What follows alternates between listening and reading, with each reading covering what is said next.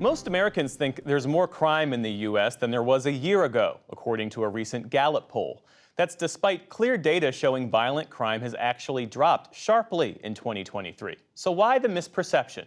Economics correspondent Paul Salman takes a deep dive into one type of crime that may be getting outsized attention.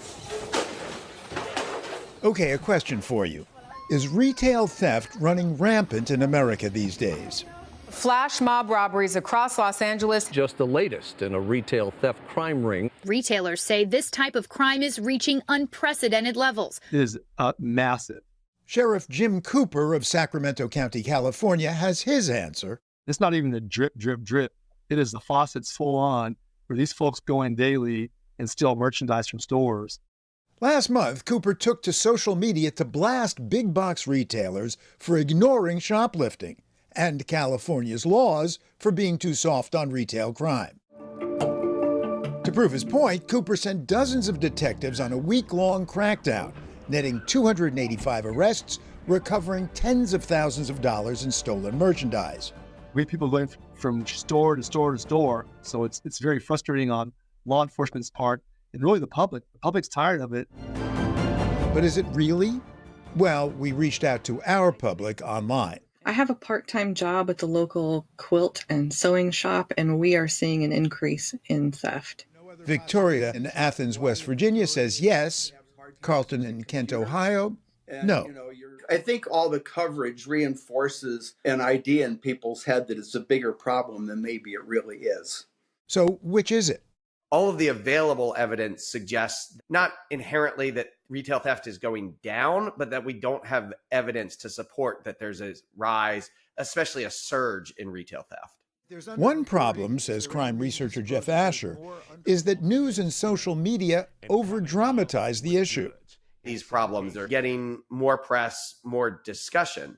I think some of that might be just a focus on a crime with poor data.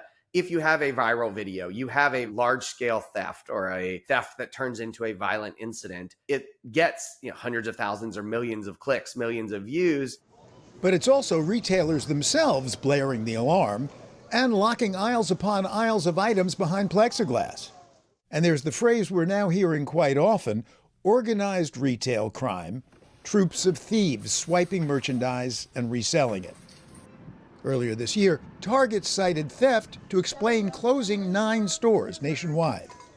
But multiple analyses show less crime at Target locations that closed compared to ones nearby that stayed open. Target didn't respond to our request for comment. And Jeff Asher points to a report from the Council on Criminal Justice, which showed in most cities that kept good track of the data, retail theft is actually lower this year than before the pandemic. So why the disconnect? Underreporting, perhaps, but also stores or cities with outsized increases may be getting outsized attention. Are you suspicious of the narrative that retail theft has increased significantly?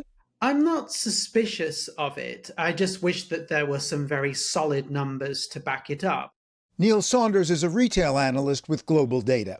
I think one of the reasons retailers mention theft so much is that it provides a narrative for things that are happening elsewhere in the financials. So we've had a lot of retailers this year, for example, saying, well, our profitability is slightly down, our margins are slightly down. One of the reasons for that is because rates of theft have increased.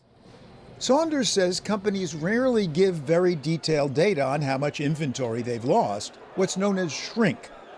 While shrink includes theft by customers and employees, it also includes supply that may have been lost in transit or left in a warehouse somewhere.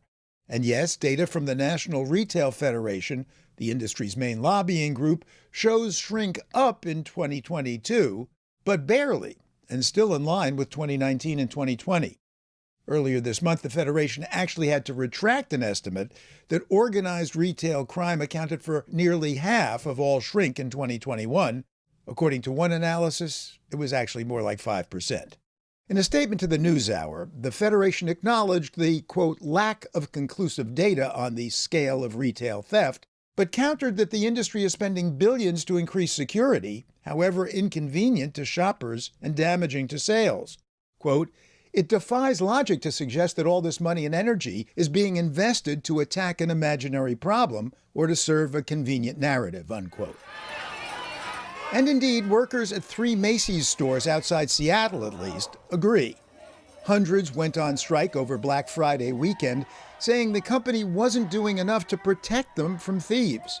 Union worker Asia Domingo. They're coming in stealing. We don't know if there's a weapon. We don't know what's going to happen. And it's that fear right there that we don't feel like we have the tools to be able to safely take care of ourselves, to safely take care of our customers.